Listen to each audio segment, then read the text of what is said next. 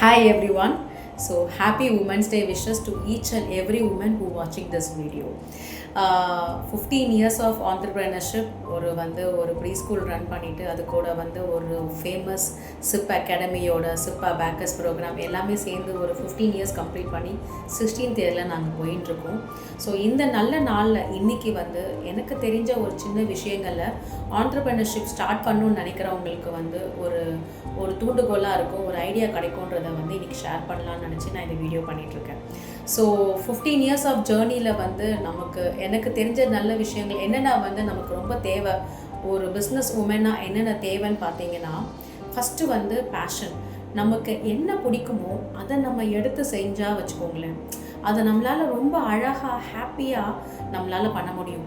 Daily ரொட்டீனாக பண்ணுற மாதிரி நமக்கு ஒரு டயர்ட்ஸமாக இருக்காது.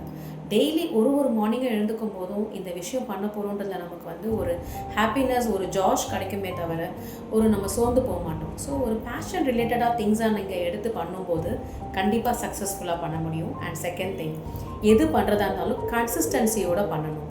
Consistency is a key.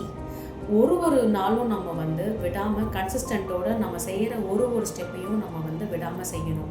15 இயர்ஸ்க்கு முன்னாடிலாம் பார்த்தீங்க அப்படின்னா ரோட்டில் நின்று நான் பேம்ப்ளெட் கொடுத்துருக்கேன். என்னோடய ஃப்ரெண்ட், என்னோடய ஹஸ்பண்ட் எல்லாருமே நாங்கள் ரோட்டில் நின்று நிறைய விஷயங்களுக்கு ஃப்ளையர்ஸ் எல்லாமே நாங்கள் டிஸ்ட்ரிபியூட் பண்ணியிருக்கோம். நாங்கள் ஷாப் பை ஷாப் போயிட்டு நாங்கள் டேட்டா பேஸ் கலெக்ட் பண்ணியிருக்கோம். அப்போல்லாம் பார்த்தீங்கன்னா ரீசார்ஜ் பண்ணுவாங்க ஃபோன். அப்போது அவங்க எல்லாம் ஃபோன் நம்பர்ஸை கொடுத்துட்டு போவாங்க. அந்த ஃபோன் நம்பர்ஸை நாங்கள் கலெக்ட் பண்ணி அந்த ஃபோன் நம்பர்ஸ்க்கு மெசேஜ் அனுப்புறது, ஆக்டிவிட்டீஸ் என்ன பண்ணுறோன்றதை சொல்கிறது அப்படின்னு நியூ திங்ஸ்.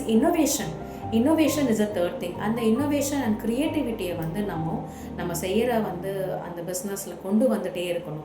நம்மளை 4வது விஷயம் என்னன்னு பார்த்தீங்க அப்படின்னா எக்ஸல். நம்ம என்ன செய்கிறோமோ அதில் நம்ம எக்ஸலாக ஆகணும்.